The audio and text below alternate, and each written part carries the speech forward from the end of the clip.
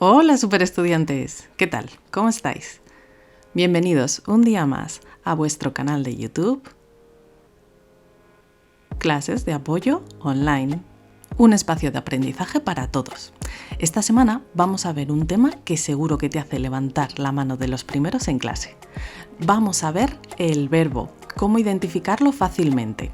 En primer lugar, los verbos son aquellas palabras que expresan acciones o estados, como por ejemplo cantar, correr o dormir.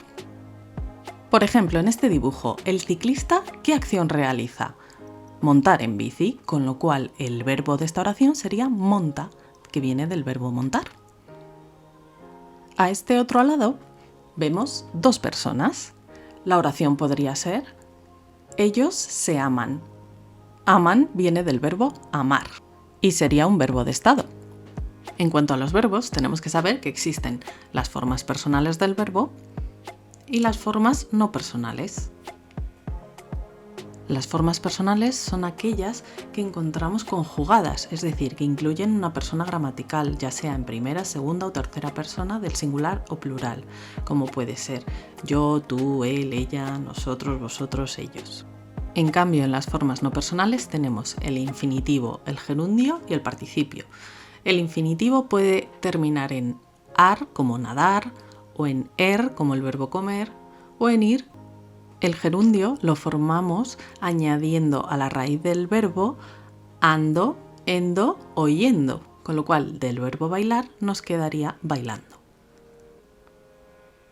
Y para el participio tendríamos que añadir las terminaciones ado o ido. En este caso, del verbo saltar, quedaría el verbo saltado. El atleta ha saltado con éxito, por ejemplo. Si volvemos a las formas personales, en la oración yo estudio para el examen de mañana, vemos que el verbo estudiar está conjugado en primera persona. O en la segunda frase, ella parece amable, tenemos un verbo de estado que es parecer, conjugado en tercera persona. Entonces, ¿cómo identificar el verbo principal en una oración compuesta donde nos vamos a encontrar dos verbos? Pues vamos a seguir tres pasos muy sencillos. En primer lugar, cuando nos encontramos en una oración con un verbo en forma personal y otro en forma no personal, infinitivo, gerundio o participio, el verbo principal será aquel que esté en forma personal.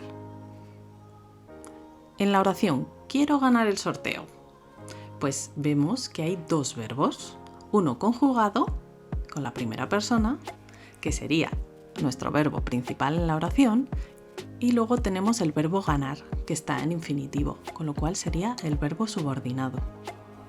En segundo lugar, si en una oración tenemos dos verbos conjugados, el principal será aquel que esté en modo indicativo. Por ejemplo, en la oración me encanta que hayan pintado ese edificio. Tenemos el verbo encanta, que viene del verbo encantar, y sería el verbo principal. Y luego hayan pintado, al estar en subjuntivo, sería nuestro verbo subordinado. En tercer lugar, si en una frase encontramos dos verbos, va a ser el verbo principal aquel que no vaya precedido de un nexo. Por ejemplo, vamos a verlo en esta frase. Me interesa lo que dicen los actores sobre la película.